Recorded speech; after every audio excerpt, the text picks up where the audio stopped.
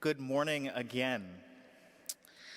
My name is Marc Loustau, just to introduce myself once more. Thank you to Pamela, thank you to Laura, thank you to the musicians and everyone who contributed to today's service. As Pamela mentioned, I was a member here 20 years ago, and it is my pleasure, truly my pleasure, to be worshiping in this congregation and with you once again.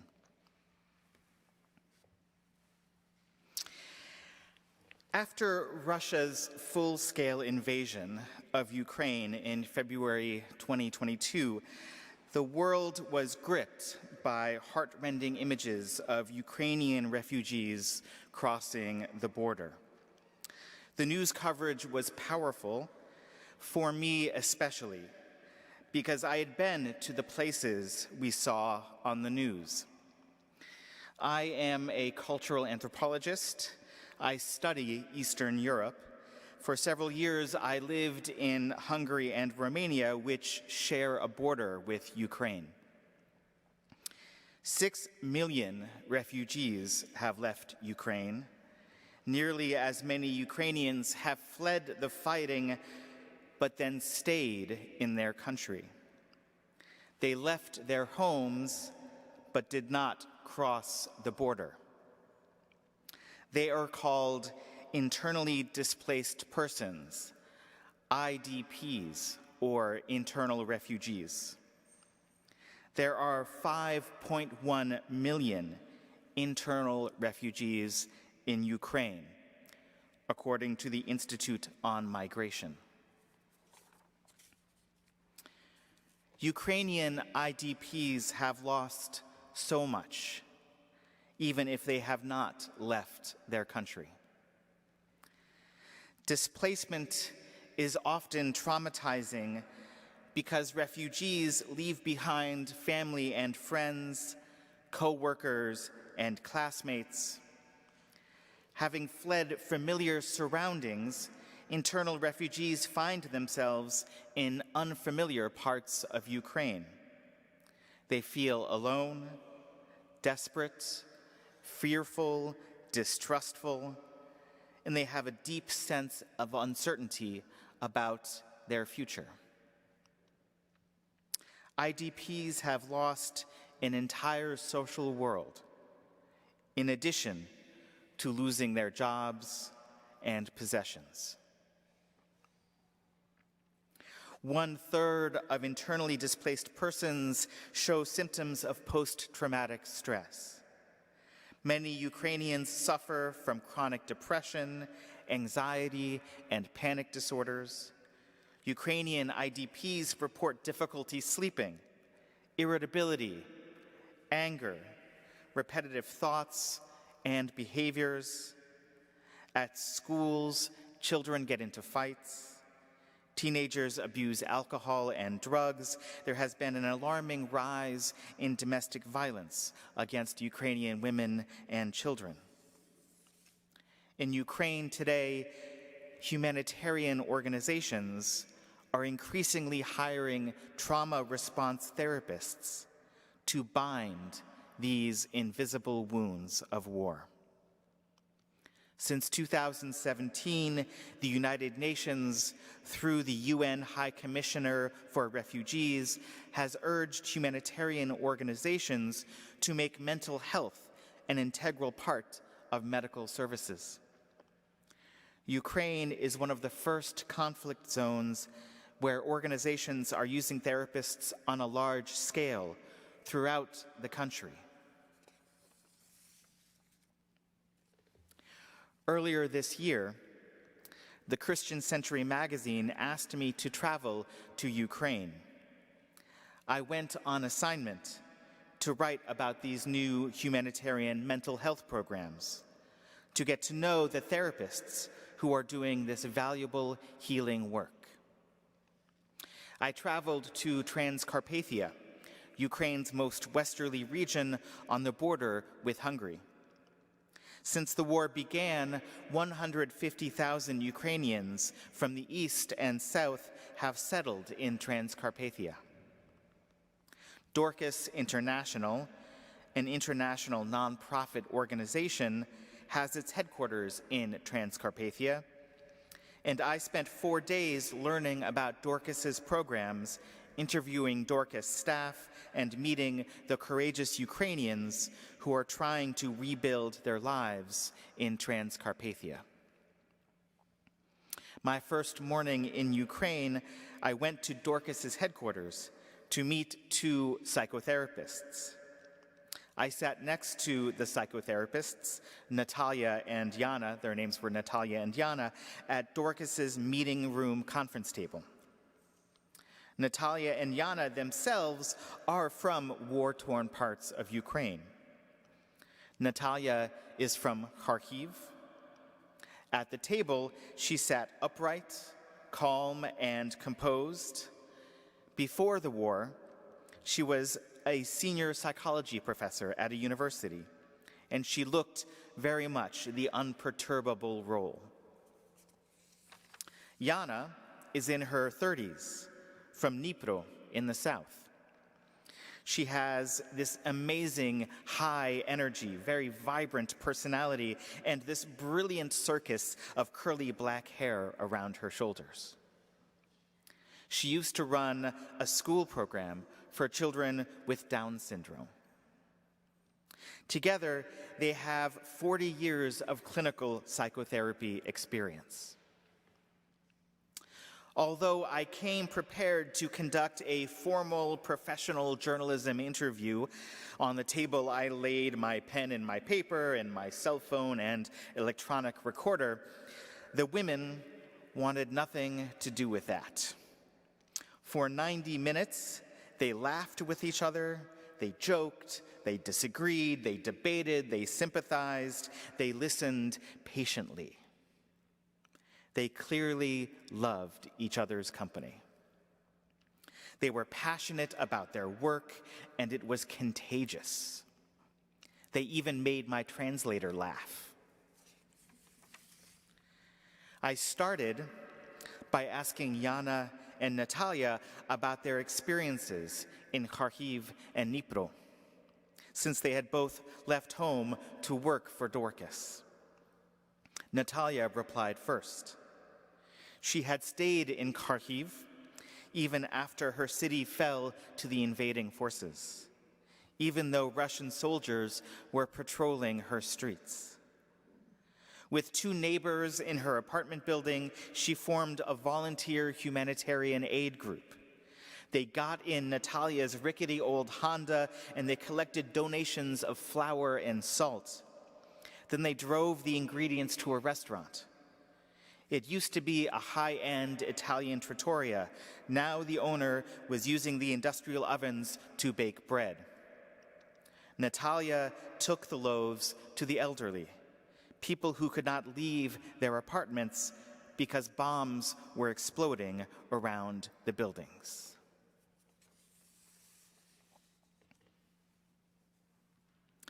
While countries have stepped in with donations to Ukraine, generous donations, small groups of volunteer aid workers, groups like Natalia's neighbors, continue to perform important roles in their country. They fill the gaps that Western groups are unable to meet. In June 2022, while Natalia was delivering bread, a missile barrage struck by her car. The impact flipped her vehicle on its side. She suffered a concussion. Afterwards, she told me, she wanted to leave Kharkiv to recuperate. So when she saw that Dorcas was hiring in Transcarpathia, she applied and got a job. Then I turned to Yana. The younger of the 2, she has 2 sons, aged 4 and 14. I asked Yana about the particular challenges that refugee mothers experience. Childcare, she said. Childcare is a major problem. In Transcarpathia, kindergartens and nurseries were overfull before the war. Of course, I thought, women are having difficulty finding someone to watch their children. Without childcare, Jana went on, women can't get work. From a psychological perspective, this has a negative impact on their well-being. Many refugee women were accomplished professionals. They have 1, sometimes 2 master's degrees. But when they relocate to Transcarpathia, they feel bored and frustrated, which adds to the trauma of witnessing brutal violence, the anxiety about not knowing where they will live, and even the grief at losing loved ones. It's like they are stuck on permanent maternity leave, Jana said, not some kind of relaxing vacation, but a never-ending, meaningless internment. Simply put, they are bored, but it's a boredom that strikes deep. I looked at Jana, who had placed on the table in front of her a children's workbook that she had designed herself. She flipped open the cover and showed me exercises on emotional psychological learning, prompts for children to draw pictures of people experiencing different emotions, the range of human emotions. I thought Jana herself is an internal refugee and a mother, but she is engaged, not bored. She is using her professional training. The international community is making her skills valuable to Ukrainian society. She is expressing herself in her work, helping others, healing her society. And then I looked at Natalia, and I thought back to what she had gone through, driving around bomb craters in her city's streets, and then her concussion. I looked at Natalia in her prim beige sweater, composed, relaxed, smiling. Her elbows were perched perfectly on that table. She is an internal refugee too.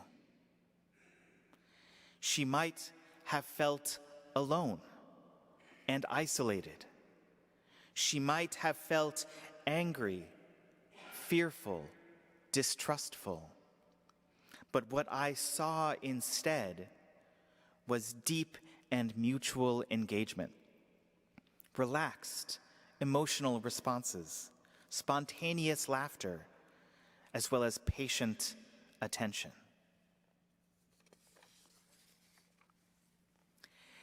In Ukraine today, in programs like the one Dorcas runs, psychotherapists are healing themselves as well as their clients.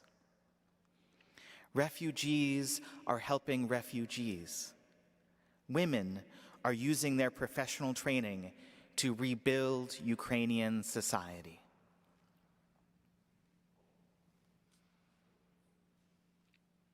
They are making sure that their society does not retreat into trauma and woundedness. They help others maintain their emotional health in the face of Russian forces' brutal, indiscriminate violence. What is at stake in this war in Europe? Over the last month, the news has been filled with stories about U.S. aid for Ukraine. Aid for Ukraine, unfortunately, has become a political football in the U.S. Congress. Reporting on our front pages has focused on dollar amounts, sometimes startling in their size. With all this talk about dollars and cents, we might slip into thinking that Ukraine is an economic asset. We might start to ask questions like, is this a smart investment? Will there be anything left of economic value after the war is done? But as always, we can go deeper. Look beneath the superficial economic calculus and ask more fundamental questions. What's at stake in our support for Ukraine? In war, there is always the danger that we might turn into our enemies. Historian Marcy Shore, an expert on Ukraine and professor at Yale University, has written about what she calls war's mimetic dynamic. Defenders mimic their attackers. Victims turn into victimizers. But Ukrainians, using programs like post-trauma therapy for refugees, are trying to break free of this chain of mimicry. By supporting these programs, we can help ensure that in 1 year, in 5 years, 10 years, Ukraine remains a humane society. A humane society where people have compassion for each other, emotional resilience, and openness. A society where human beings treat each other humanely. What is at stake in Ukraine? The survival of our human calling to treat each other humanely. This is how Ukrainian religious leaders, like Father Andrei Zelinsky, view the war. Zelinsky is a Catholic priest and a chaplain in the Ukrainian military. I read about Zelinsky in a profile on Inkstick, an online journal of justice-focused foreign policy commentary. Zelinsky, the chaplain, attends to war's invisible wounds, a lot like Dorcas International's mental health professionals. We find ourselves at a time, Father Zelinsky says, when the greatest gift we have is in danger, the gift of our humanity. He continues, the pain, violence, and hatred of war make us psychologically reactive, emotionally defensive. We reject our emotions and close ourselves off from them. It paralyzes our humanity. End quote. Zelinsky ministers to soldiers in frontline trenches. He shares meals with them in their bunkers. He hears their confessions, weeps with them in their grief. His job, he says, is to reflect a person's humanity back to them. In the midst of the chaos, in the midst of combat, he says, you can be a witness to something greater. He does this not just to help soldiers fight, not just for the shorter-term goal of restoring Ukraine's national integrity, but also to help Ukrainians remain human and to accomplish an equally important long-term goal. Victory for us, Zelinsky says, is not just kicking out the aggressor from our land. Victory is creating a society where a person feels their freedom and dignity, and where a human being can remain a human being. I want to repeat that. We are creating a society where a person feels one's own freedom and dignity, and where a human being can remain a human being. That is what's at stake in the war in Ukraine. And that's what we can do when we support U.S. aid for Ukraine, both by sending donations to humanitarian organizations and by advocating that the U.S. government support Ukraine's war effort. We are supporting a self-defense effort that is, by necessity, violent. But we can also help a people who are facing barbarousness fulfill their desire not to become barbarous themselves. Ukrainians today are striving to see that cruelty need not breed cruelty. Brutality need not breed brutality, and the best of our humanity might prevail. I would urge you to donate to groups like Dorcas International to support mental health programs in Ukraine. You can find out more information at dorcas.org/countries/Ukraine. That is dorcas.org. But we also have a responsibility to educate ourselves about international conflicts, to find and read sources that will help us bring our values to bear on U.S. government policy, especially our religious values like freedom, dignity, humanity. Recently, I have started reading Inkstick, this new foreign affairs magazine that, according to its masthead, works to center and amplify the voices of those who have been historically marginalized.